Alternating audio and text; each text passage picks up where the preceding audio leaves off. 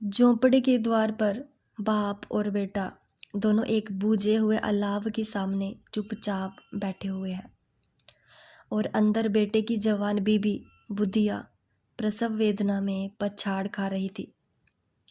रह रहकर उसके मुंह से ऐसी दिल हिला देने वाली आवाज़ निकलती थी कि दोनों कलेजा थाम लेते थे। जाड़ों की रात थी, प्रकृति सन्नाटे में डूबी हुई, सारा गांव अंधकार में लय हो गया था। गीसू ने कहा, मालूम होता है बचेगी नहीं, सारा दिन दौड़ते हो गया, जा देख तो आ।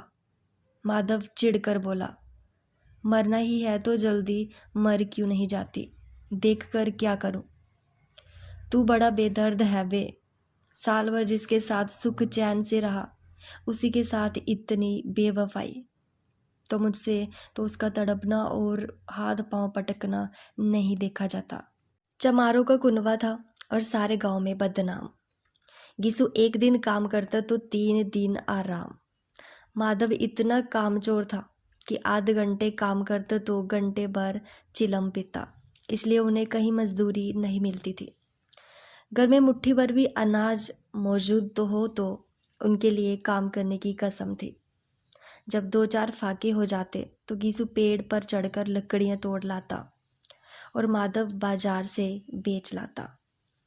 और जब तक वह पैसे रहते दोनों इधर उधर मारे मारे फिरते। जब भागे की नौबत आ जाती तो फिर लकड़ियां तोड़ते, जब मजदूरी तलाश करते। गांव में काम की कमी ना थी। किसानों का गांव था, मेहनती आदमी के लिए 50 काम थे, मगर इन दोनों को उसी वक्त बुलाते जब 2 आदमियों से एक का काम पाकर भी संतोष कर लेने के सिवा और कोई चारा ना होता। अगर दोनों साधु होते तो उन्हें संतोष और धैर्य के लिए संयम और नियम की जरूरत ना होती। ये तो इनकी प्रकृति थी, विचित्र जीवन था इनका। घर में मिट्टी के 2-4 बर्तन के सिवा कोई संपत्ति नहीं। फटे चिथड़ों से अपनी नग्नता को ढाके हुए जिए जाते थे। संसार की चिंताओं से मुक्त, कर्ज से लदे हुए, गालियां भी खाते, मार भी खाते, मगर कोई भी गम नहीं। दीन इतने की वसूली की बिल्कुल आशा न रहने पर भी लोग इन्हें कुछ न कुछ कर्ज दे देते थे।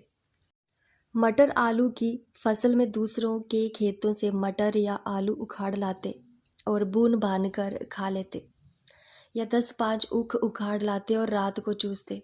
गीसू ने इसी आकाश वृत्ति से 60 साल की उम्र काट दी और माधव भी सपूत बेटे की तरह बाप ही के पद चिन्हों पर चल रहा था, बल्कि उसका नाम और भी उजागर कर रहा था।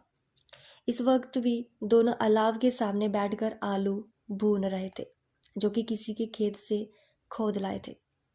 गीसू की स्त्री का तो बहुत दिन हुए देहांत हो गया था। माधव का ब्याह पिछले साल हुआ था। जब से ये औरत आई थी उसने इस खानदान में व्यवस्था की नींव डाली थी और इन दोनों बगैरतों का दोजख बरती रहती थी। जब से वह आई ये दोनों और भी आराम मतलब हो गए, बल्कि कुछ अकड़ने भी लगे थे।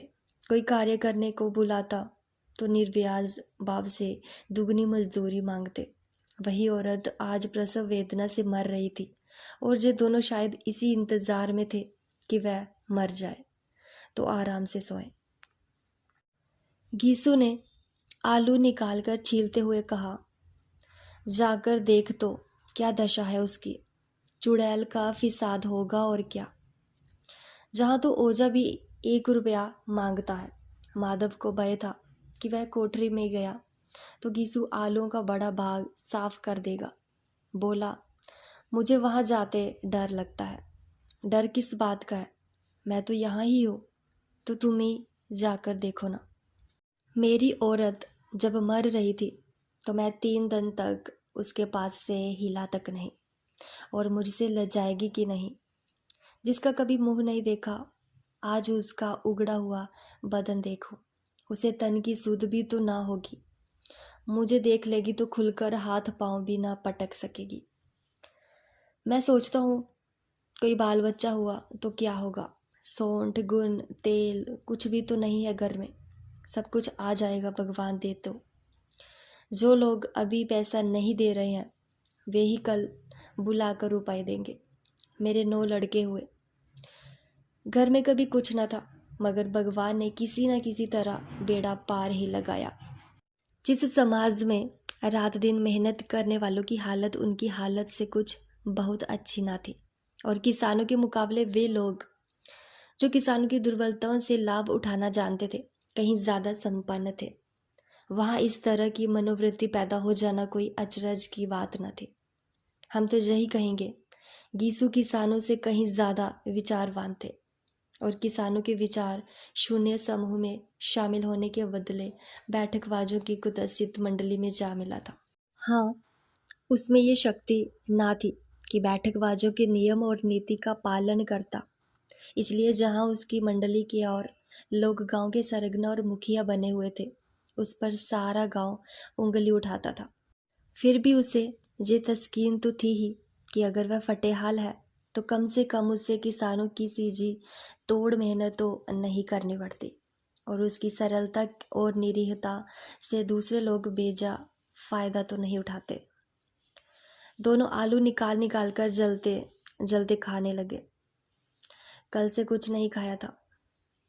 इतना सब्र न था कि उन्हें ठंडा हो जाने दे। कई बार दोनों की जवानें जल गई। छिल जाने पर आलू का बाहरी हिस्सा बहुत ज़्यादा गर्म मालूम ना होता था, लेकिन दांतों के तले पड़ते ही अंदर का हिस्सा जवान हलक और तालू को जला देता था, और उस अंगारे को मुंह में रखने से ज़्यादा खैरियत इसी में थी कि वह अंदर पहुंच जाए। वहाँ उसे ठंडा करने के लिए काफ़ी सामान थे, इसलिए दोनों जल्द जल्द निगल जाते। हालांकि इस कोशिश में उनकी आंखों से आंसू निकल आते। गीसू को उस वक्त ठाकुर की बारात याद आई जिसमें 20 साल पहले वह गया था। उस दावत में उसे जो तृप्ति मिली थी वह उसके जीवन में एक याद रखने लायक बात थी, और आज भी उसकी याद ताज़ा थी। बोला, वह बोझ नहीं भूलता। तब से फिर से उस तरह का खाना और भरपेट नहीं मिला। लड़की वालों ने सबको भरपेट पूड़ियाँ खिलाई थी। सबको, छोटे बड़े, सबने पूड़ियाँ खाई, और असली घी की चटनी, रायता, 3 तरह के सूखे साग, एक रसेदार तरकारी, दही, चटनी, रायता। अब क्या बताऊं कि उस बोझ में क्या स्वाद मिला। कोई रोक टोक नहीं थी। जो चीज़ चाहो मांगो, जितना चाहो खाओ। लोगों ने ऐसा खाया कि किसी से पानी ना पिया गया, मगर परोसने वाले हैं कि पत्तल में गरम गरम गोल गोल सुवासित कचौड़ियाँ डाल देते हैं। मना करते हैं कि नहीं चाहिए, पत्तल पर हाथ से रोके हुए हैं, मगर वह है कि दिए जाते हैं। और जब सबने मुंह धो लिया तो पान इलायची भी मिली, मगर मुझे पान लेने की कहाँ सुध थी। खड़ा हुआ ना जाता था। चटपट जाकर अपने कंबल पर लेट गया। ऐसा दिल दरियाव था वह ठाकुर। माधव ने इन पदार्थों का मन ही मन मजा लेते हुए कहा, अब हमें कोई ऐसा बोझ नहीं खिलाता। अब कोई क्या खिलाएगा। वह ज़माना दूसरा था। अब तो सबको किफ़ायती सूझती है। शादी ब्याह में मत खर्चो, क्रियाक्रम में मत खर्चो। पूछो, गरीबों का माल बटोर बटोर कर कहाँ रखोगे। बटोरने में तो कमी नहीं है, हाँ खर्च में किफ़ायती सूझती है। तुमने ऐसा 20 पूरियाँ खाई होंगी, 20 से ज़्यादा खाई थी। मैं 50 खा जाता, 50 से कम मैंने ना खाई होंगी। अच्छा पट्टा था। तू तो मेरा आधा भी नहीं है। आलू खाकर दोनों ने पानी पिया, और वहीं अलाव के सामने अपनी धोतियाँ ओढ़कर पाँव पेट में डाले सो रहे, जैसे 2 बड़े बड़े अजगर गेंडलियाँ मारे पड़े हो, और बुद्धिया अभी तक कराह रही थी। सवेरे माधव ने कोठरी में जाकर देखा। उसकी स्त्री ठंडी हो गई थी। उसके मुंह पर मक्खियाँ बिनक रही थी। पथराई हुई आंखें ऊपर टंगी हुई थी। सारी देह धूल से लथपथ हो रही थी। उसके पेट में बच्चा मर गया था। माधव भागा हुआ गीसू के पास आया। फिर दोनों जोर जोर से हाय हाय करने लगे और छाती पीटने लगे। पड़ोस वालों ने जे रोना धोना सुना तो दौड़े हुए आए और पुरानी मर्यादा के अनुसार इन अभागों को समझाने लगे, मगर ज्यादा रोने पीटने का अवसर ना था। कफन और लकड़ी की फिक्र करनी थी, पर घर में तो पैसा इस तरह गायब था कि जैसे चील के घोंसले में मांस। बाप बेटे रोते हुए गांव के जमींदार के पास गए। वह इन दोनों की सूरत से नफरत करते थे। कई बार इन्हें अपने हाथों पीट चुके थे। चोरी करने के लिए, वादे पर, काम पर ना आने के लिए। पूछा, क्या है बे गिसुआ, रोता क्यों है? अब तो तू कहीं दिखाई भी नहीं देता। मालूम होता है इस गांव में रहना नहीं चाहता। गीसू ने जमीन पर सिर रखकर आंखों में आंसू भरे हुए कहा, सरकार, बड़ी विपत्ति में हूँ। माधव की घरवाली रात को गुजर गई। रात भर तड़पती रही। सरकार, हम दोनों उसके सिरहाने बैठे रहे। दवा दारू जो कुछ हो सका सब कुछ किया, मुदा वह हमें दगा दे गई। अब कोई एक रोटी देने वाला भी ना रहा। मालिक तबाह हो गए, घर उजड़ गया। आपका गुलाम हूँ, अब आपके सिवा कौन? उसकी मिट्टी उठेगी, आपके सिवा किसके द्वार पर जाऊं? जमींदार साहब दयालु थे, मगर यीशु पर दया करना काले कंबल पर रंग चढ़ाना था। जी मैं तो आया, कह दे चल, दूर हो जहां से। यूं तो बुलाने से भी नहीं आता। आज जब गरज पड़ी तो आकर गुशामद कर रहा है, हर रामखोर कहीं का बदमाश। लेकिन जी करोध या दंड का अवसर न था। जी में कूदते हुए 2 रुपए निकाल कर फेंक दिए, मगर सांत्वना का एक शब्द भी मुंह से ना निकाला। उसकी तरफ ताका भी नहीं, जैसे सिर का बोझ उतारा हो। जब जमींदार साहब ने 2 रुपए दिए तो गांव के बनिए महाजनों को इनकार का साहस कैसे होता। गीसू जमींदार के नाम का ढिंडोरा भी पीटना खूब जानता था। किसी ने 2 आने दिए, किसी ने 4 आने। 1 घंटे में गीसू के पास 5 रुपए की अच्छी रकम जमा हो गई। कहीं से अनाज मिल गया, कहीं से लकड़ी, और दोपहर को गीसू और माधव बाजार से कफन लाने चले। इधर लोग बांस काटने लगे। गांव की नरम दिल स्त्रियां आकर लाश को देखती थी और उसकी बेकसी पर 2 बूंद आंसू गिराकर चली जाती थी। कैसा बुरा रिवाज है कि जैसे जीते जी तन ढांकने को चीथड़ा भी ना मिले, उसे मरने पर कफन चाहिए। कफन लाश के साथ जल ही तो जाता है, और क्या रखा रहता है। जहीं 5 रुपए पहले मिलते तो कुछ दवा दारू कर लेते। दोनों एक दूसरे के मन की बात ताड़ रहे थे। बाजार में इधर उधर घूमते रहे। कभी इस बजाज की दुकान पर गए, कभी उसकी दुकान पर। तरह तरह के कपड़े, रेशमी और सूती देखे, मगर कुछ जंचा नहीं। जहाँ तक कि शाम हो गई, तब दोनों ने जाने किस देवी प्रेरणा से एक मधुशाला के सामने जा पहुंचे और जैसे किसी पूर्व निश्चित योजना से अंदर चले गए। वहां जरा देर तक दोनों असमंजस में खड़े रहे। फिर गीसू ने गद्दी के सामने जाकर कहा, साहू जी, एक बोतल हमें भी देना। इसके बाद कुछ चिखोना आया। तली हुई मछलियां आई और दोनों बरामदे में बैठकर शांतिपूर्वक पीने लगे। कई कुंजियां ताबड़तोड़ पीने के बाद दोनों सरूर में आ गए। गीसू बोला, कफन लगाने से क्या मिलता है, आखिर जल ही तो जाता, कुछ बहू के साथ तो ना जाता। माधव आसमान की तरफ देखकर बोला, मानो देवताओं को अपनी निष्पापता का साक्षी बना रहा हो। दुनिया का दस्तूर है, नहीं लोग बामनों को हजारों रुपए क्यों दे देते हैं। कौन देखता है परलोक में मिलता है या नहीं। बड़े आदमियों के पास धन है, चाहे फूंके, हमारे पास फूंकने को क्या है। लेकिन लोगों को जवाब क्या दोगे? लोग पूछेंगे नहीं कफन कहाँ है। गीसू हंसा, अबे कह देंगे कि रुपए कमर से खिसक गए, बहुत ढूंढा मिले नहीं। लोगों को विश्वास तो ना आएगा। लेकिन फिर वही रुपए देंगे। माधव भी हंसा। इस अनपेक्षित सौभाग्य पर बोला, बड़ी अच्छी थी बेचारी, मरी तो भी खूब खिला पिला कर, अभी बोतल से ज़्यादा उड़ गई। गीसू ने 2 सेर पूड़ियाँ मंगवाई, चटनी, अचार, कलेजियाँ। शराब खाने के सामने ही दुकान थी। माधव लपक कर 2 पत्तलों में सारा सामान ले आया। पूरा 1.5 रुपया और खर्च हो गया, सिर्फ थोड़े से पैसे बचे रहे। दोनों इस वक्त शान से बैठे हुए पूड़ियाँ खा रहे थे, जैसे जंगल में कोई शेर अपना शिकार उड़ा रहा हो। ना जवाबदेही का खौफ था, ना बदनामी की फिक्र। इन भावनाओं को उन्होंने पहले ही जीत लिया था। गीसू दार्शनिक भाव से बोला, हमारी आत्मा प्रसन्न हो रही है तो क्या उसे पुण्य न होगा? माधव ने श्रद्धा से सिर झुकाकर तस्दीक की, जरूर से जरूर होगा।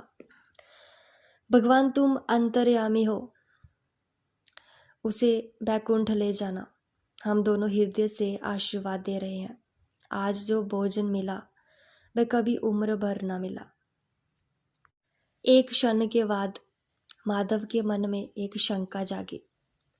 बोला, क्यों दादा, हम लोग भी तो एक न एक दिन वहां जाएंगे ही। गीसू ने इस भोले भाले सवाल का कुछ उत्तर ना दिया।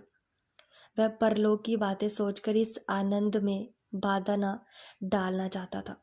जो वहां वह हम लोगों से पूछे कि तुमने कफन क्यों नहीं दिया, तो क्या कहेंगे? कहेंगे तुम्हारा सिर।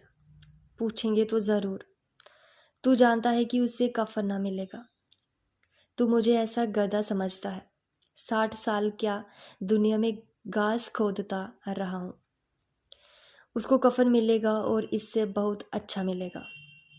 माधव को विश्वास ना आया। बोला, कौन देगा? रुपए तो तुमने चट कर दिए, वह तो मुझसे पूछेगी। उसकी मांग में सिंदूर तो मैंने ही डाला था। गीसू गर्म होकर बोला, मैं कहता हूं उससे कफन मिलेगा। तू मानता क्यों नहीं? कौन देगा? बताते क्यों नहीं? वही लोग देंगे जिन्होंने इस बार दिया। हाँ, अब की रुपए हमारे हाथ ना आएंगे। यूं यूं अंधेरा बढ़ता था और सितारों की चमक तेज होती थी। मधुशाला की रौनक भी बढ़ती जाती थी। कोई गाता था, कोई डींग मारता था, कोई अपने संगी के गले लिपट जाता था, कोई अपने दोस्त के मुंह से कुल्हड़ लगाए देता था। वहाँ के वातावरण में सुरूर था, हवा में नशा। कितने तो जहाँ आकर एक चुल्लू में मस्त हो जाते। शराब से ज़्यादा वहाँ की हवा उन पर नशा करती थी, जीवन की बाधाएं खींच लेती थी और कुछ देर के लिए वे भूल जाते थे कि वे जीते हैं या मरते हैं, या ना जीते हैं ना मरते हैं। और ये दोनों बाप बेटा अब अभी मज़े ले लेकर चुस्कियां ले रहे थे। सबकी निगाहें इनकी ओर जमी हुई थी। दोनों कितने भाग्य के बली हैं। पूरी बोतल बीच में है। भरपेट खाकर माधव ने बची हुई पूरियों का पत्तल उठाकर एक भिखारी को दे दिया, जो खड़ा इनकी ओर भूखी आंखों से देख रहा था। और देने की गौरव, आनंद, उल्लास का उसने अपने जीवन में पहली बार अनुभव किया। यीशु ने कहा, ले जा, खूब खा और आशीर्वाद दे। जिसकी कमाई है वह तो मर गई, पर तेरा आशीर्वाद उसे जरूर पहुंचेगा। रोए रोए से आशीर्वाद दे, बड़ी गाढ़ी कमाई के पैसे हैं। माधव ने फिर आसमान की तरफ देखकर कहा, वह बैकुंठ में जाएगी दादा, वह बैकुंठ की रानी बनेगी।